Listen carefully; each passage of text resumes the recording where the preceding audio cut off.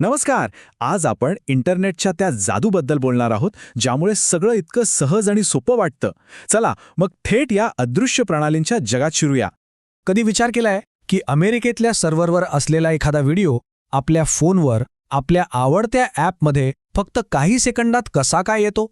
हा जो डेटाचा अविश्वसनीय प्रवास आहे ना, त्यामागचं रहस्य आज आपण उलगडणार आहोत. तर याचं उत्तर कोणत्या भारी हार्डवेअरमध्ये नाहीये. ते दडलंय एका अतिशय हुशारीने बनवलेल्या प्रणालीमध्ये. याला आपण अदृश्य व्यवस्थापकांची टीम म्हणू शकतो, जिथे प्रत्येकाचं काम अगदी साधं, सोपं आणि ठरलेलं आहे. आणि म्हणूनच सगळं इतकं परफेक्ट चालतं. ओके, तर सुरुवात करूया अगदी पायापासून. OSI model. आता हे नाव ऐकून घाबरू नका. हे समजण्यासाठी आपण एका आपल्या ओळखीच्या उदाहरणाची मदत घेऊया. आपलं पोस्ट ऑफिस. बघा, जसं आपण एखादं पार्सल पाठवतो तेव्हा काय करतो? ते नीट पॅक करतो, त्यावर पत्ता लिहितो आणि मगच ते पाठवतो, बरोबर? OSI मॉडेल म्हणजे डेटासाठी बनवलेली अशीच एक 7 टप्प्यांची नियमावली आहे. ती ठरवते की डेटा कसा पॅक होणार, त्याचा पत्ता काय असणार आणि तो कसा पोचणार. आता या 7 पायऱ्या बघूया. वाटायला खूप तांत्रिक आहेत, पण खरं तर खूप सोप्या आहेत. समजा आपण डेटाचं एक पार्सल पाठवत आहोत. पायरी 1, आपण काय पाठवायचे ते ठरवतो, म्हणजे ॲप्लिकेशन लेयर. पायरी 2 आणि 3, त्या पार्सलला सुरक्षितपणे पॅक करतो, म्हणजे प्रेझेंटेशन आणि सेशन लेयर. पायरी 4, मोठं पार्सल असेल तर त्याचे छोटे छोटे नंबर टाकलेले बॉक्स बनवतो, म्हणजे ट्रान्सपोर्ट लेयर. पायरी 5, त्यावर पूर्ण पत्ता लिहून पोचायचा मार्ग ठरवतो. हा झाला आपला नेटवर्क लेयर.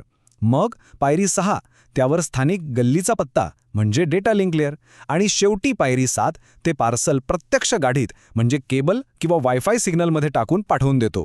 झालं, डेटाचा प्रवास अगदी असाच होतो. म्हणजे थोडक्यात काय, तर डेटाचा प्रवास हा वरून खाली एका ठरलेल्या शिस्तबद्ध पद्धतीने होतो.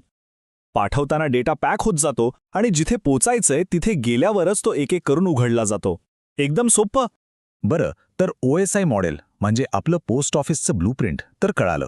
आता भेटूया त्या खऱ्या मॅनेजर्सना, जे प्रत्यक्षात रोजच्या इंटरनेट ट्रॅफिकला एकदम हुशारीने सांभाळतात. एक गंमत बघा.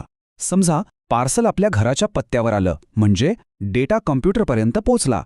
पण घरात तर कितीतरी ॲप्लिकेशन्स आहेत, म्हणजे कितीतरी खोल्या आहेत.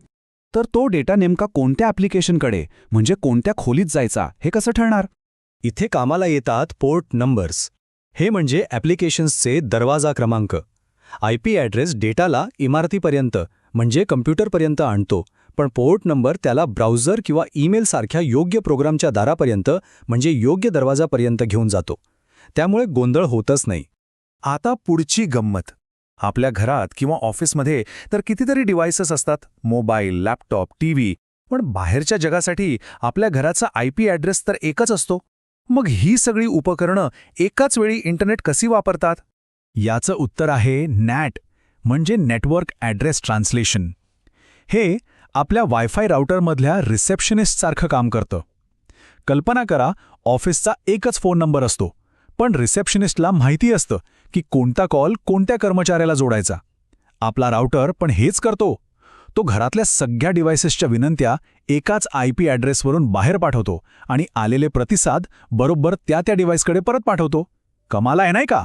अच्छा, कधी विचार केलाय की एखाद्या मोठ्या ऑनलाईन सेलच्या दिवशी किंवा निकालाच्या दिवशी वेबसाईटवर लाखो लोक एकाच वेळी येतात, तरीही ती वेबसाईट क्रॅश का होत नाही? यामागे कोणती प्रणाली काम करते? इथे येतो लोड बॅलेन्सर नावाचा हुशार मॅनेजर. समजा एका हॉटेलमध्ये एकदम 100 ग्राहक आले आणि फक्त 5 वेटर आहेत. एक हुशार मॅनेजर काय करेल?